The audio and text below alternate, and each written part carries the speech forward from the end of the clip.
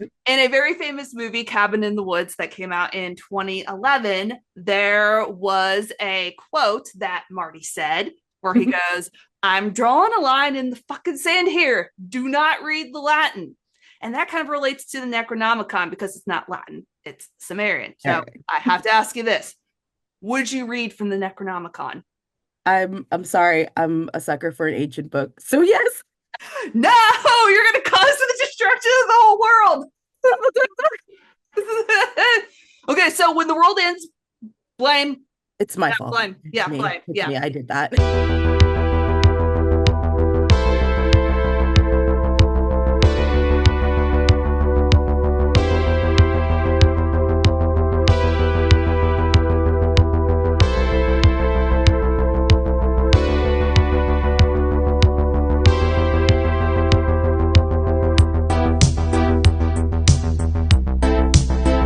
Hey everybody, how you doing? It is I, the Terrific Lady, otherwise known as Brandy, and welcome to Retro Horror School Talks, where we gush about what else awesome retro horror movies. And I am here with Naomi, who is one half of something called the Morbid Forest Podcast. So, Yep. so welcome. It is so great to have you here. Thanks for having me. Yeah, woo. Let me ask about Forest Podcast. So, what is it about? What's going on over there? Well, thanks for having me, Brandy. So like you said, my name's Naomi. I'm one half of the creative team behind the horror podcast, The Morbid Forest. We're a fiction anthology podcast, and we kind of specialize in everything. We're kind of like a no holds bar fiction podcast. The only thing not on the table are children and animals. That's our line in the sand. Everything else is pretty much fair game. I think that's a good line in the sand to have Yeah. because, especially horror movies, they like to kill a lot of dogs, and then when people complain about that, they go, "Okay, Yep. well, let's just kill cats." It's like, We've no. literally had people submit stories to us, and my co-creator Sean, he like would read through it. He goes, "Do you think we can email them and ask them to take out the part about the animal stuff?" Literally, like he is like horror to a total T. He will go super far with some of his stuff that he writes, but any mention of animal cruelty or children harm, he's like hard line. I think that's something I could definitely get behind. For sure. For sure. So today we're going to be talking about a horror movie that whenever you suggest it, is like, oh my God, yes, The Evil Dead. So not the 2013 one, but the one No, that came out in 1981. It came out fairly early in the 80s. So the 80s, there wasn't like the explosion of horror movies that came out on VHS quite yet. So just at the very like kind of beginning of that boom. And this movie is unique because very. it is a not just like for the all the stuff that it does, like the visual effects, stuff like that, but it is a very successful independent horror film. So Correct. um figures vary. The figure that I found the budget for the film was it was $375,000 budget. Just It wild. Yep, it made 29.4 million back in 1981, which today it would be 102 million dollars in Jesus. today's dollars.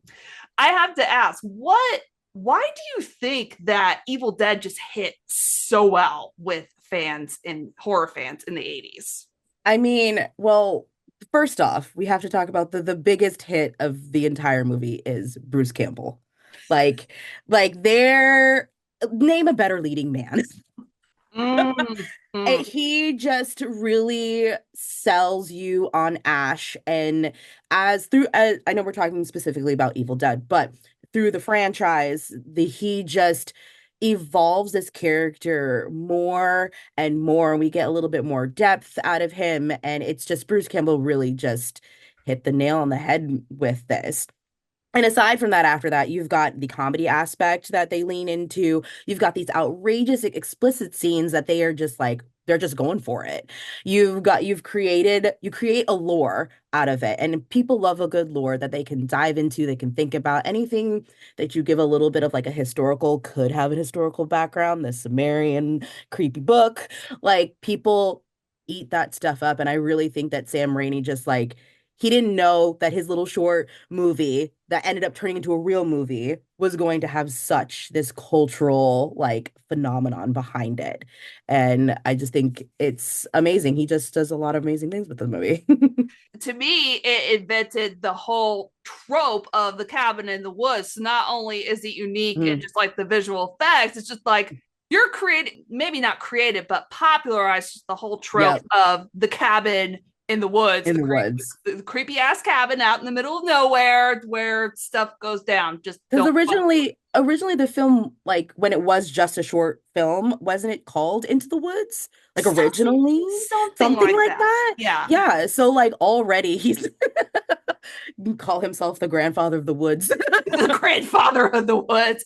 Go Sam Raimi.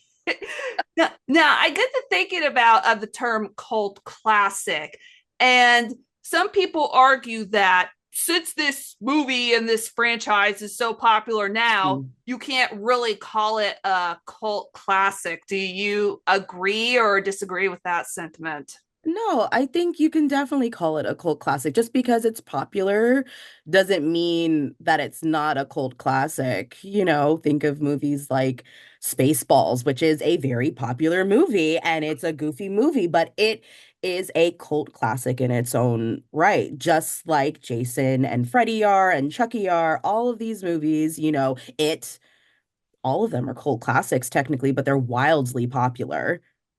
And John Carpenter's The Thing. I have to mention Yes. that. I look for an Yes. excuse to mention John Carpenter in pretty much everything I do. So, The Thing. The Thing. Yeah. I feel like people always forget about that movie, and then you bring it up and you're like, actually, that's an amazing movie. Yes, it is. So, but since we're not talking about The Thing, we're talking about The Evil Dead, which is another really cool movie. I will bring the conversation back around to that kind of. Let me kind of backtrack just a little bit. Okay, I always am very interested in how people got their start in horror. Basically, what's your horror origin story? What movie got you kind of a fan of the horror genre? Was it The Evil Dead? And if it wasn't, then what movie was it for you? I think it's like a twofold. So it is a movie, and then it also is just a life. So from your early age, my grandfather loved to read me stories as a kid, like grandparents do at night. And some of the choices he made were like Poe. Real frightening tales, that whatever the short story, Monkey's Paw, Oh, that kind of geez. stuff. Yeah, as a 6-year-old, I'm getting Ouch. that, and with the voices, he does the voices. Um, but I very specifically remember one of the first horror movies I ever saw. My aunt at the time, she was living with us. She was going through high school, and we went to Blockbuster. And Yes. went to Blockbuster. She really wanted to rent this movie, so my family rented it. My grandpa thought, "Oh, what a cute cover! Has a doll on the front, Chucky." Oh my God. Chuck, child's play. Child's Play. So we rent that, and I will never forget my grandmother at certain parts making me turn around so I couldn't see like the stabbing, the blood, and all the things that were happening on screen, and that causing more of a nightmare because I couldn't see it. And I turned into that adult, like I need to see what's happening in order for my imagination not to like go places. Chucky was really like my first instance into this world of like horror and actually like coming back to it and liking it and wanting to see more of stuff like this. When did you first see The Evil Dead since it wasn't your first horror movie? Surprisingly enough, very later in life, like around 2017, 2018, I credit the my love for Evil Dead to my best friend Kyle. Um, we were talking about movies or something. We were getting high, and we were talking about movies. And he was like, how have you, well, it started off, we started talking about Army of Darkness. And I was like, I've never heard of that movie. He's like, you've never heard of Ash? And I'm like, what are you talking about? He was like, we are remedying this situation right now. I need to show you this movie. It's classic. And I'm like, it can't be classic if I haven't heard of it. And like, we, full argument. And therefore, he put on Evil Dead while we were very high. And I was like, what is this? That, And I that fell in love with Bruce. I can't help that. I love that man. Um, who doesn't love that man? the jawline for days. Um, yeah, so that was my first like iteration, and we just kind of did a full movie marathon, at least of the first three at that time. Yeah. Yeah, and then they did the remake, and then Evil Dead Rise came out, I think just about Mhm. a year ago, if I remember. If I remember Around there, yeah, correctly. just about, Yeah. yeah. Hmm. Then of course Ash versus the Evil Dead TV show. So Yep, yep. yep. Which I also watch. Yeah. Yeah, I'm trying to remember when I first saw it. I think actually it was when I was in my first year of college. Oh, So, really? well, yeah, one of my friends was like, "Hey, like, let's put on this movie," and it happened to be The Evil Dead. I was just like, "Ah!" Like it creeped me out. Then later in life, I watched it again. I was just like, "Oh, this is awesome! I love this. I'm in love with this." Yeah. So, looks like we were both introduced to Evil Dead by friends who, Friends. for Good friends friends. Good friends. good friends who forced us to watch it. I mean, not Yep. forced. I mean, not that's a pretty harsh word. So maybe gently encouraged. No, Kyle forced me. There, I'm gonna put that on the record.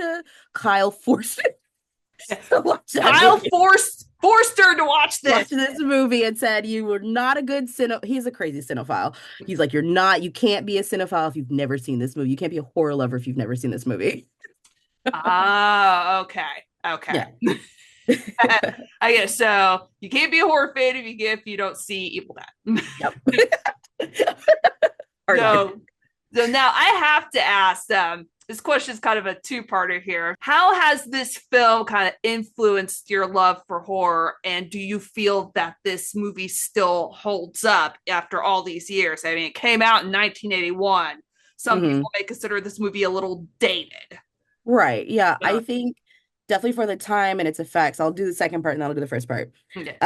For its time and everything, I think it really does like hold up. Like some of the effects, like I still don't really know 100% like how they did it, but for all of their jump scares and everything else, even every time I've reintroduced this movie to people, they still get scared from it. And I think that's a good testament for how the movie holds up. If you just think it's silly and you laugh through it the whole time, maybe it might not land as well. But like my husband watched it like recently again with me and he didn't really remember it and he was still screaming at the TV from it and going, ew, and gross and cowering. Like that I feel definitely makes the movie like hold up if it still carries the same weight in its scares, especially for this type of genre. And in terms of like influence, since I do the podcast, I do a lot of writing and like for my own work, I do like the mix of comedy in my writing, a nice mix of like foreshadowment and stuff like that. So definitely I've like pieced some of this or like the hidden creature because Evil Dead definitely, especially this first one, you see the Deadites but you don't see the cause of them, the real root of the evil. And sometimes that's scarier than the monster. And I really like exploring that aspect and whatnot in my own work. The fear of the unknown probably is one of the most terrifying things I Yep. could think of in horror, where you don't know what's happening, what caused it. Because we as humans, we always want to know the why. It's like, why did this Yes. happen? What Yes. caused this? Yep. And in Yeah. Evil Dead, there is no rhyme or reason except for it's just evil. That's it. That I mean, sometimes that's really the only reason you need. It's just like it's evil and it happened. An ambiguous kind of cause of evil can be really good if it's done right. And I think Evil Dead does it right. yes, agree. Yeah. And okay, I will have to admit, I do find some of the special effects a little bit dated. Just a I little mean, bit, you can't help it. Like, you know. yeah, just a little bit. But I think the tone of the movie and the atmosphere Mm. also help make this movie still hold up. If a horror movie has a really great tone to it, a really Yeah. good atmosphere, then you could kind of be a little bit more forgiving of the cheesy. Kind of what we consider them cheesy now, Easy now. but Yeah. as you mentioned back then, it's just like, oh my god, oh Yep. Yep. Full X factor for some of it. yeah. Okay. Now speaking of things that still hold up in the Evil Dead, I think the themes of the Evil Dead like still hold up. I mean, there's quite a few of them, but a few examples are like the danger of human curiosity. So basically like maybe meddling in things that we shouldn't be meddling in, and Right. along the lines of also the loss of identity transforming into something that you no longer recognize and that you no Mm. longer control, or that you can no longer control. How do you feel that this movie explores those types of themes, either through the story, through the characters, through the special effects, just All the things. all the Uh, things? I think it does a really good job both with the stories and the acting and the makeup. I think that's where its strong suit is. Because at the end of the day, a lot of the characters, like the women and everyone that got changed into Deadites first, were portrayed as these innocent, even like Virgil like characters, and it's the act of evil corrupting. Right. And you see that done through the makeup and the switch ups between normal and like the laughing. Linda's character, when she switches immediately to a Deadite, and her makeup isn't really crazy out there. There's not crazy prosthetics or anything. It's that giant smile, the cheeks, the white eyes, and immediately you go possessed. Your mind goes like right there, right? And you're like, that's no longer Linda. It communicates that so well right there, the change in her. Like no one's home. Yeah, lights are on, but nobody's home. Lights are on, but nobody's home. It's really good at that, the juxtaposition between good and evil. Yeah, and it's interesting that you brought up the women and them being possessed. It's one thing I noticed about this movie on my most recent rewatch is, the women all get possessed first. So Hmm. they're the ones that are getting possessed by the Kandarian. Do you think Yep. that was an intentional choice by Sam Raimi, or do you think it was just coincidental? Like, oh, the infection was nearby, so it jumped into them first. I'm not, I'm not 100% sure.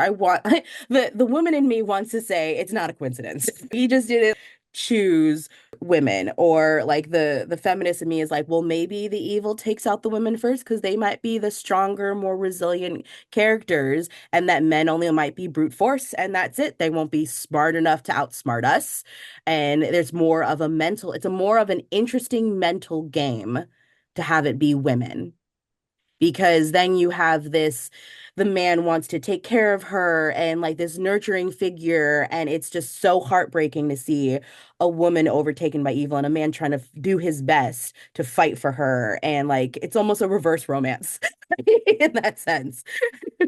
Yeah, especially since two of the ones that were affected were Ash's sister Mm. Cheryl and then his Yep. girlfriend Linda. Girlfriend, So, women that he yeah. cares about, feels some sort of protection over, and having to dismember and kill them because Ash does all of the killing in the movie. Like having to do that in itself is a horror, and that in itself is something that he has to carry later on with him. So maybe it was intentional having the women because it pulls on this sub feeling that we're not really relating to. Yeah, and it's so funny. A little bit of a side note here. It's so Mhm. funny. Like I've seen this movie. I can't count how many times I've seen it by this point. A Too lot. many. A And lot. but I love with horror movies, just in general, that no matter how many times you watch them, you can always pick up on something new. There's always. And Exactly. There's always something different. yeah, and I picked up on the women thing yesterday. It's like, the women are getting possessed first. Like I never even thought of that. Like, Yeah. all right, now splatter films. Splatter I film. happen to be a big fan of splatter films, and I know a lot of people are just like, ew, gross, splatter films. Splatter films have no plot. Splatter films are just nothing but gore and like dismemberment and chopping off of heads and limbs and body parts. But yeah, I like splatter films.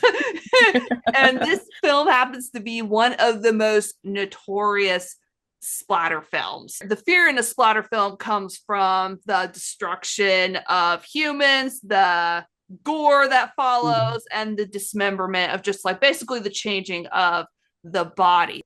I have to ask you this. Do you think that Evil Dead fits the textbook definition of a splatter film, or do you think that it subverts the expectations of what people would expect in a splatter film? I think it definitely is like a textbook splatter film. But I think Sam Raimi, especially with the Evil Dead, he does a really good job about placement, about where that splatter is, because you really don't get it until a little bit later in the film. And one of the biggest ones is that drain scene when Ash is like in the basement. He's walking around and you see the drain. It's like it has the little like shirt wrapped around and it's dripping blood. So you're getting that ominous like foreshadowment there that something's there. But because we've had creatures that whole time, we're thinking it's something that's going to jump out at you. That's where the scare is. You don't expect that drain to fall and Ash to just not just get covered, but decimated in blood. So I think that it's just it really like ups the ante like further on with the franchise of like how much this is a splatter franchise. I'm gonna call it a splatter franchise. Oh yeah.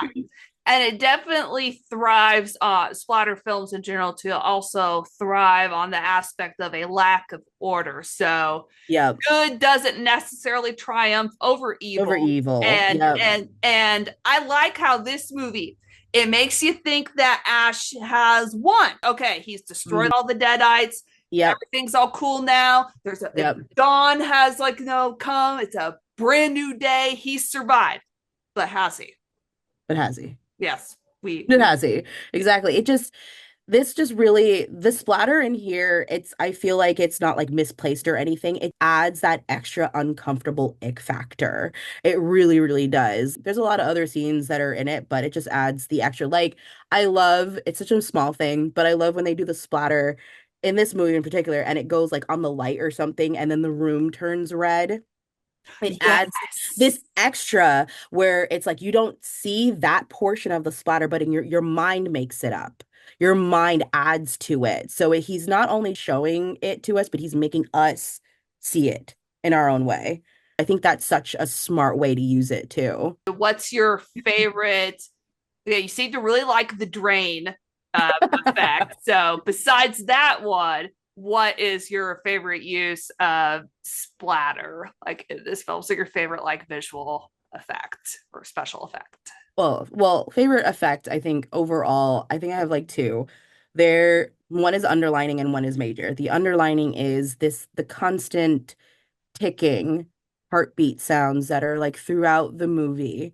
And like usually when something stops, it's like you get that sound of silence.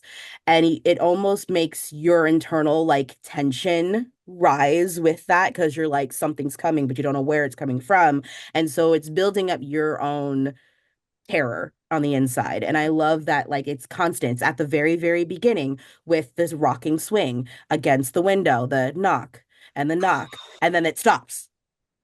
But nothing really happens after that. And it continues. It really sets you up there for this tension feeling and you hearing it in the back of your head. And then just the ominous wind. We got to talk about because that in itself is its own character. It's its own special effect, its own character. How you never get to see the evil, and Sam Raimi just uses the camera work, uses that wind, that scary, ominous sound behind you of something lurking and chasing you through the forest, but you don't ever get to see it. But it's knocking things down and it's getting closer. I feel like that's just such an ingenious way to add more terror to something like we were talking about earlier, not being able to see that evil, the unknown. Yeah, I feel that the unknown and the isolation could be, the atmosphere could be considered a special effect in and of itself Yes. because it's there for a reason. And like even later on in the franchise, Evil Dead Rise 2023, people could be like, oh, well, it's set in a Los Angeles high rise. Los Angeles is one of the, if not the biggest city in California. It's not isolation. It's like, well, if you think about it, it is. That building is pretty much going to be condemned and going to be shut down. Yep. They're isolated. And especially Yep. since they're very high up there, like I don't know what Mhm. floor they're on, very high up, they're even more Yeah. isolated when all the crap starts going down. Exactly. And like what they cut the power there. They and like in what their cars are in an underground garage. Again, if you cut the power, you can't get out of there already. They cut the stairs off, the elevator. So they do create a sense of isolation even in that movie too. So for people to think like, oh, it's just a city. No, they created it just to be isolated. And I have to talk about that tree. Oh, the tree of terror. Yeah, it's one of my favorite visual effects now. But whenever I first saw, it's like, oh Jesus! Like I had never seen anything like that before ever, and Yeah. I still don't know like really why I like it so much. Maybe it's because of just like the shocking nature of It's like it attacking Cheryl. so it's so shocking, and it's something you've never like even thought of that you would see. Yeah, Like yeah. I'm like, how did you demented little individuals come up with this? But it's so funny because it's a theme that runs through the rest of the franchise that they like, people honed in on it and they were like, okay, well, we're gonna hit it, that poor dead horse over and over again. It's like, yeah. And they even hit that poor dead horse over again because Sam Raimi was like, I'm going to remake Evil Dead, which is basically Yep. able to do. I'm remaking my own movie. How about Movie. that? How about that? How about that? What about that Deadite in the basement? Oh God. I feel like it's so interesting because I feel like the Deadite in the basement, they up the ante with the makeup like progressively as the evil takes over the body and corrupts and corrodes even more. The eyes get different, the makeup gets creepier. That the scene where it's like, yeah. and just that whole the Deadite and the pencil scene. Ugh. Oh It's Lord. Yeah, I think it's such a great use of jump scare having it located in the basement because it's this thing that it could get you if you're in range, and again, another constant beat of having the door open and close of it trying to get out. It's just so good because you forget that it's almost there sometimes. Mm-hmm. And like I said, if you get closer, it's gonna get you. Like Yeah, and even at times whenever Cheryl is just like, "Hey Ash, I'm okay now. I'm Yep. perfectly fine." That psychological messing with his Mhm. head, just like, "Nope, you're staying down in that basement. I'm not opening it up for anything. So just stay right there." Exactly. And I think it definitely it goes back to your question earlier about like them choosing only the women really and women first to be like coerced into evil.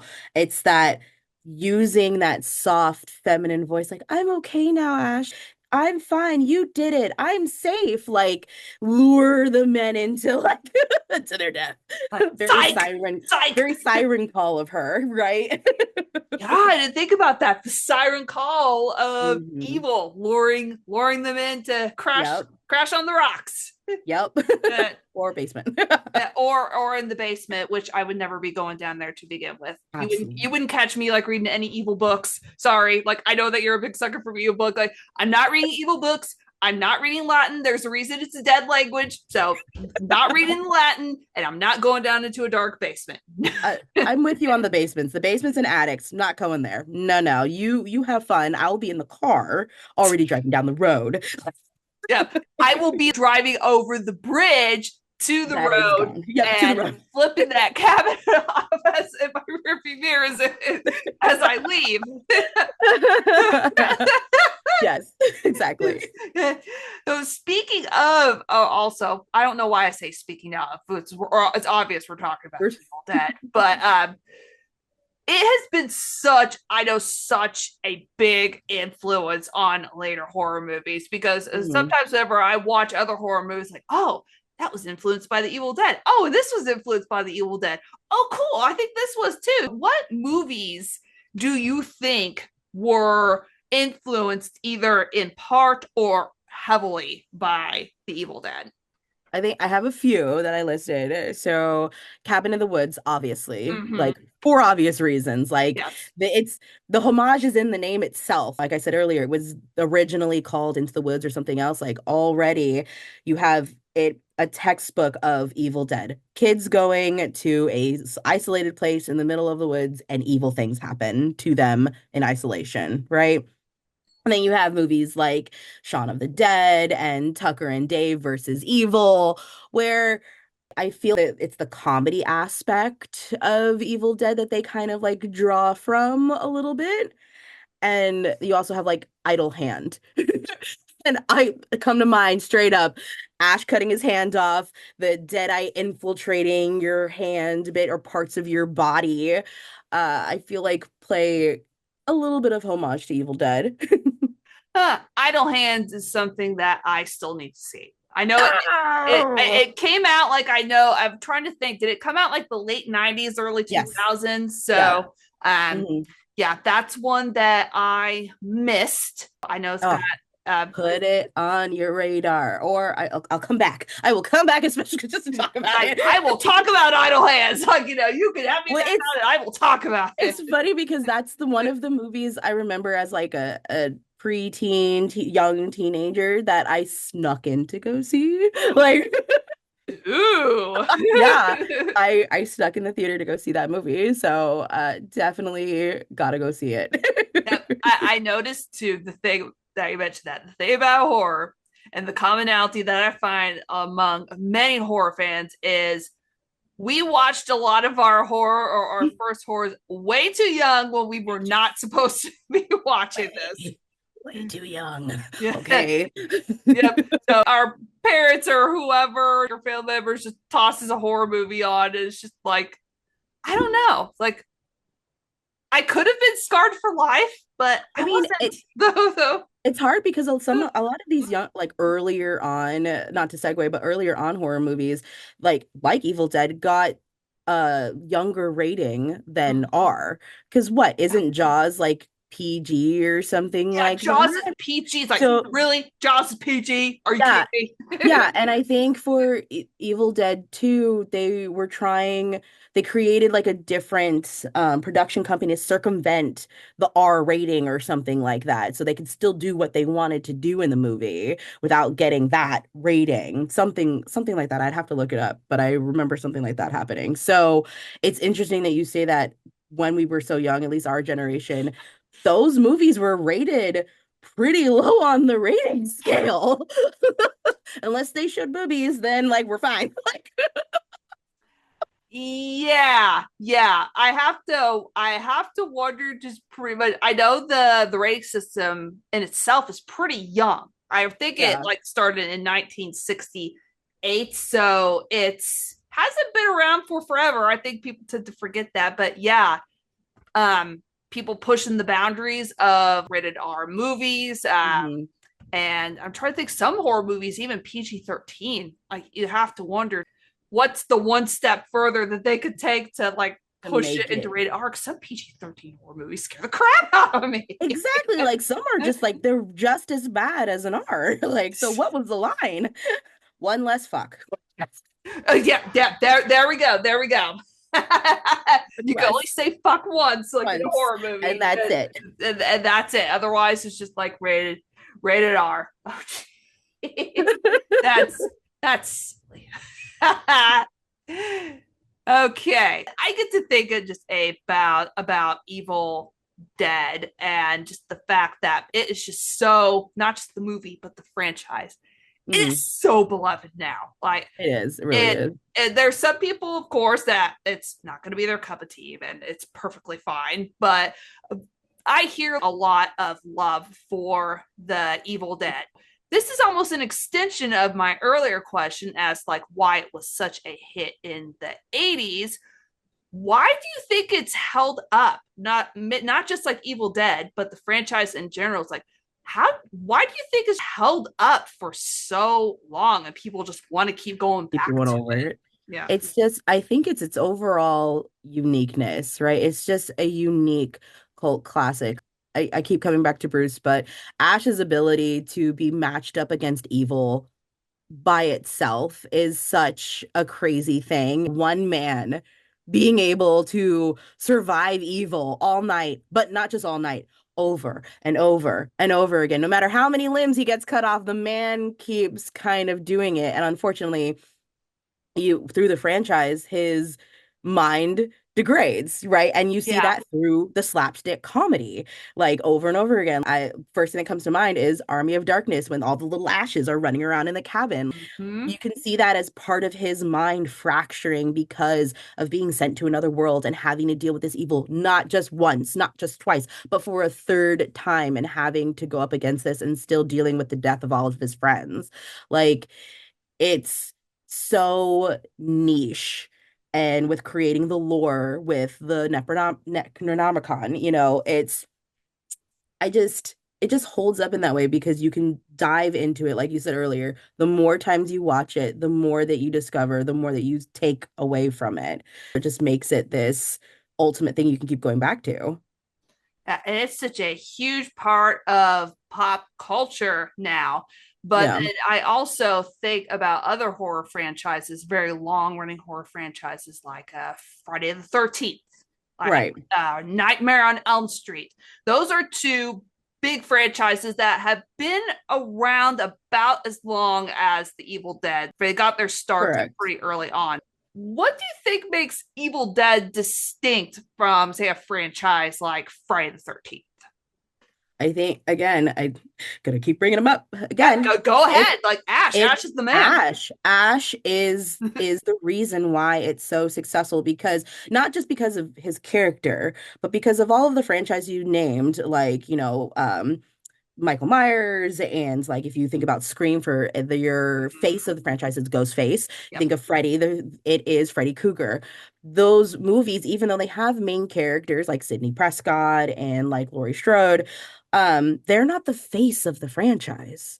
The evil and the villain is the face of the franchise. And you have, in the case of the Evil Dead, it's not, we know that evil is part of it, but the face of the franchise is Ash, even though, like, we're talking about defeating evil in this. He carries this the entire franchise literally on his back.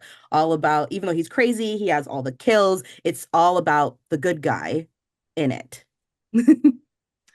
Yeah, Ash. I'm like, you keep bringing up Ash, and it's a good reason. He is every bit as much iconic as Yep. the Evil Dead franchise itself. So, what is it about Ash that's just like, yes, he's good looking, but what is it about Ash you think makes him stand out and that made him so iconic? It's just that this his cheesiness, the way his silliness is shown throughout the movie, his one-liners that he just shoots out left and right, those iconic facial expressions that he has when he's acting that you would Yeah. almost think are overacting, but like still somehow fit with what's going on. And you have these normally cool antagonists who don't do this like crazy amount of killing or whatever, but you have Ash just straight away just slashing away at people, even his friends, and he's just this lovable buffoon of mayhem. Yep, like Evil Dead 2, like chopping off his head, putting a chainsaw in his place. Like, oh Jesus, like this is like Like, this is too out this there, but is I love it's it. so out there, beyond ridiculous. Physics not working, but do I love it? Of course I do, because like that moment is beyond iconic. I feel like sometimes when you think about Ash, you don't, if you envision him in your head, you don't see him with two arms. You don't see him with two arms, two hands. You see him with one arm and one chainsaw. He is, if you're an anime lover, he's the original chainsaw man. Like, Yeah, there we go. And also, in a way, Ash fills the role of the final girl. Like He does, right? yeah, he does, He because like you is. said, he's the very kind of lovable protagonist, almost kind of meek, not sure what's going on or how he's going to stop it, and he's the Yeah. final survivor. Okay, for just for this purpose, we're call him survivor. He's the only one left, and he survives. Like survives, who knows? But if he does, it's through resilience and just thinking, just like being, oh, what is the word I'm trying to think of? Resilience, and just being able to think on his feet. So Correct. Yeah. Like he gets keep thrown all of these crazy curveballs and he adapts and like goes with it. Like, yeah, sure, he has his breakdowns through it mhm. and whatnot. A famous scene where he goes to the bridge and he sees it like and he's with Cheryl and Cheryl's just screaming like it won't let us go and he's like holding her, he's like stop it. So like it's so silly. It's not the way to calm somebody down, but No. it's so iconically Ash somehow. And then also, I think any normal person in that situation would have a freak out or breakdown. Because I remember, I Yep, forgot who he was slapping. I think it was Linda, I whatever, think Linda with the so. dead eye. It's like, shut up, Shut shut up. up, Shut shut up. up, Yes, shut yes. up. It was when she was laughing, when she's sitting in the doorway and she's just cackling back and forth, and Mm. he's just like he can't, he's starting to lose it in that moment. You see him break down and have that vulnerable moment, and then he slaps her around. It's a poor Ash. Ash has He's been through it. he's been through it all. He's been through the ringer, and I feel just like again, really, like he goes back again to the cabin. Then he ends up getting thrown back in time. Yeah. Poor, poor Ash. Trash. Poor Ash. But yeah, in a way, I feel that the final girl trope, like he fits that, but then it's Hmm. also subverted, like since he's a boy, a A guy. So I boy. guess you could Yeah. call him just like a final guy. Yeah, which is definitely. which is kind of rare now that I think about it in the horror genre. It's It's it's super rare. It's usually the ladies that like are final, yeah, usually and not men. yep, and whether it's a final girl or a final boy, I have always felt that horror has been one of the most forward thinking, inclusive genres, full of Yeah. badasses who come out on top, maybe a little bit worse for the wear, but they Yep. survive all the trauma that they experienced. I feel like sometimes in that way, people don't give horror enough credit because within horror, yes, you do. You have to have the scares and all of that, but horror is so much more than that. You get romance, you get comedy, you get strife, sadness, like hard times, like all of that. You and your actors have to emote and give you that wide range throughout the movie. So, and I feel especially in this movie, I feel like the actors and Ash all give us the wide range of all of those emotions. And I feel like horror sometimes is overlooked that way. Yeah, for real. It's horror is such an awesome genre, and I also like how you mentioned, well, all the stuff like the actors like emoting. I know that also. I remember reading that they had a very hard time with filming on set. Apparently, it was like Yep. really horrible experience, much like on the Mhm. Texas Chainsaw Yep. Massacre, Yep. the original one, just very horrible experience. But yeah, I feel bad for the actors, like kind of having a horrible experience. But I think that's what probably also contributed to the success of the Probably. Evil Dead, the grittiness of it, just like yeah.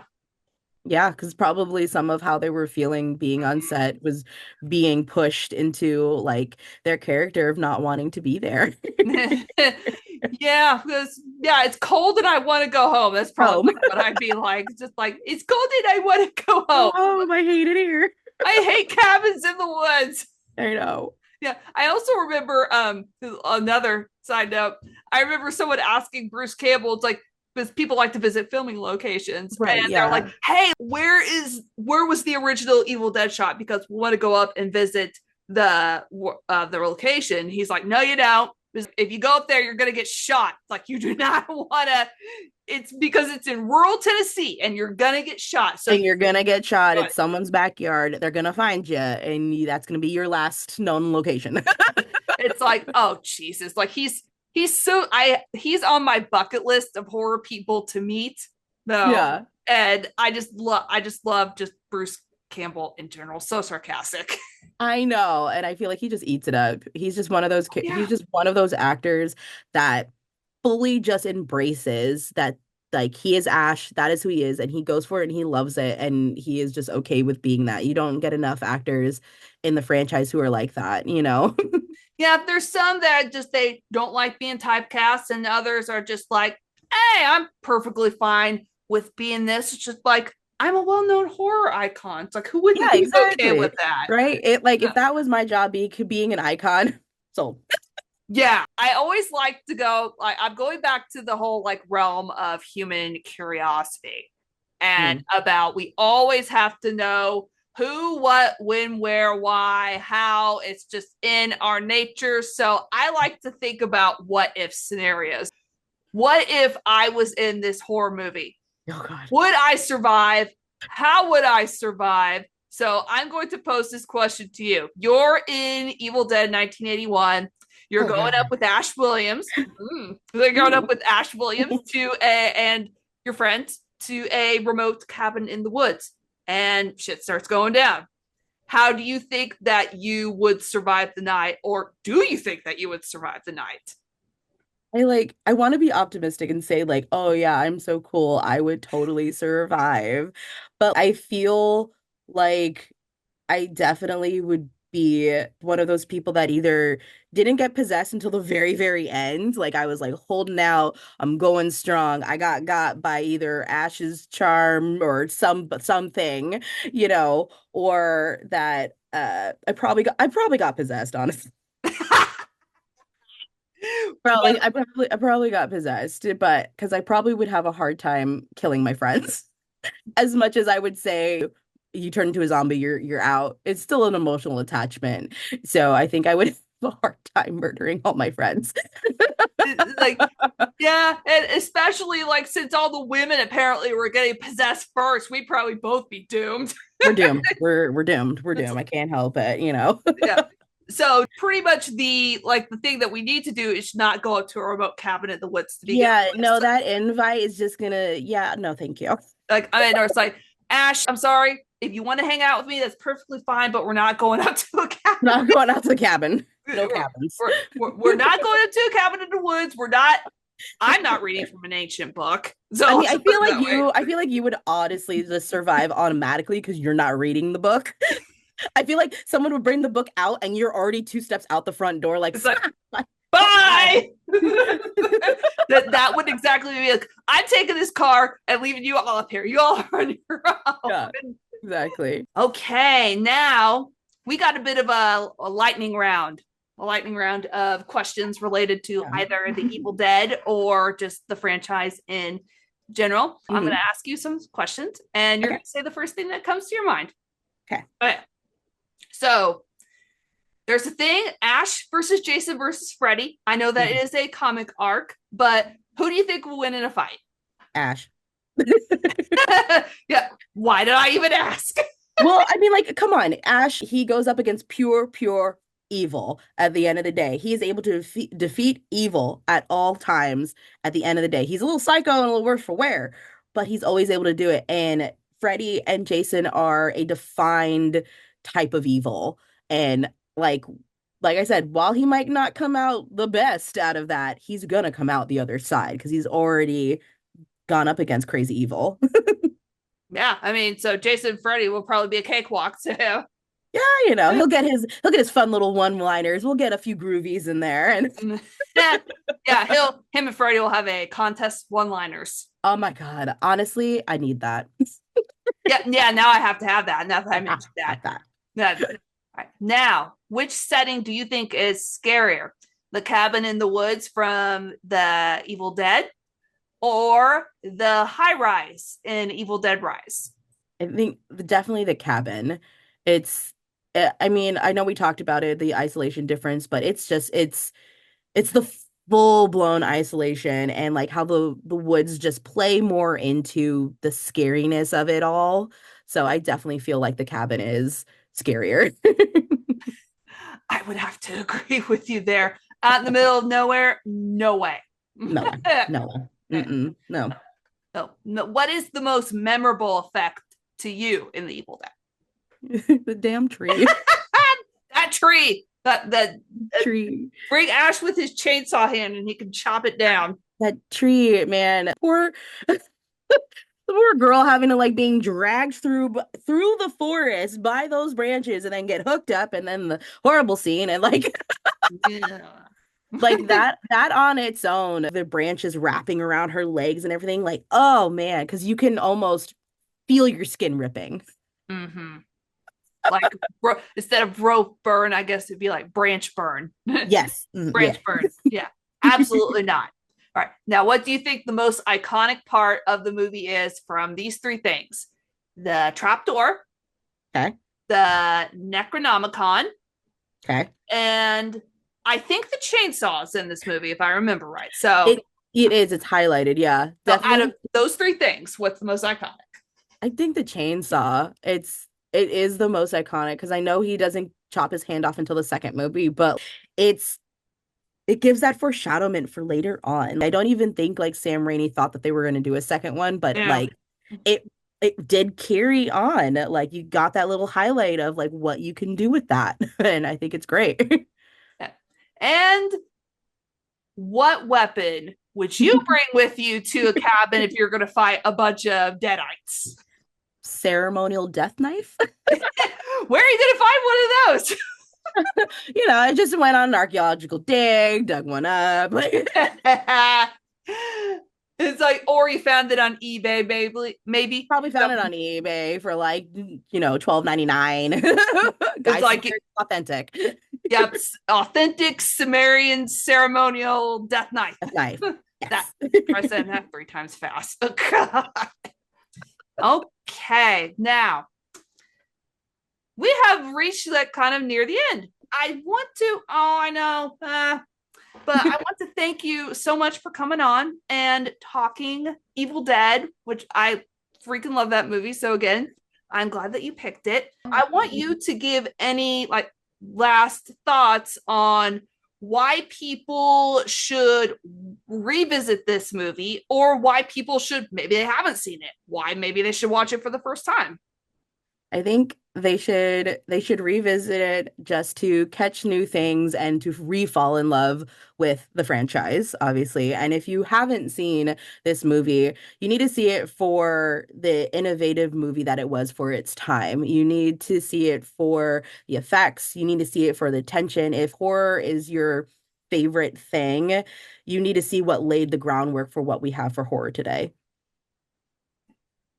Yeah, that's yeah, great. Great answer. I love it. Now, before we sign off, tell us about any projects that the Morbid Forest podcast is going to be working on, like or anything that people should keep an eye out for from y'all.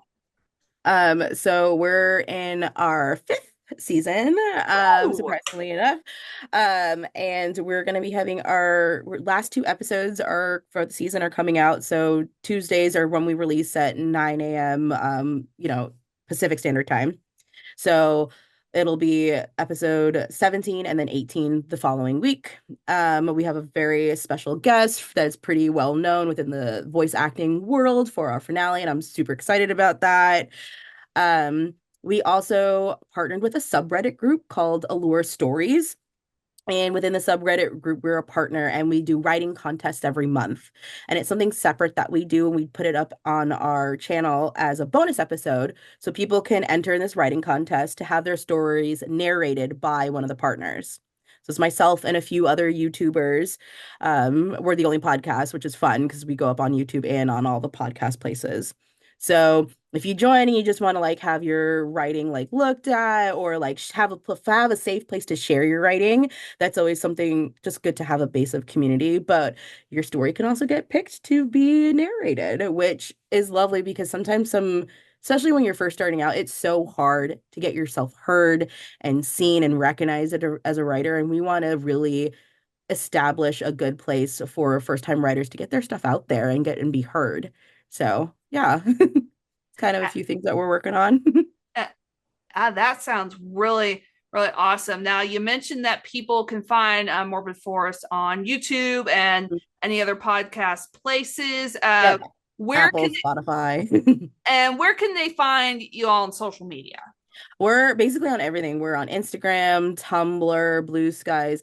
We're we're on X or Twitter, but we're not really posting much there Mm, anymore. It's really only announcement things, but we're not all of our fun stuff that we really are like more interactive on is Threads, Blue Skies, and Instagram. We're a lot more attentive there. I think I know why. And I will leave it at that. Yeah. No, thank you for again, just thank you for coming on to talk Evil Dead Yeah, this was so much fun. and to talk about Morbid Forest. And everybody go watch, follow, listen, and just all the things like Morbid Okay. Forest related. And everybody, thank you so much for watching this episode of Retro Horror Talks. Please like and share with fellow horror fans. It really does help. Subscribe if you want to learn more about horror and dive into your favorite horror movies. Class is dismissed, and I will see you next time. Bye. Bye.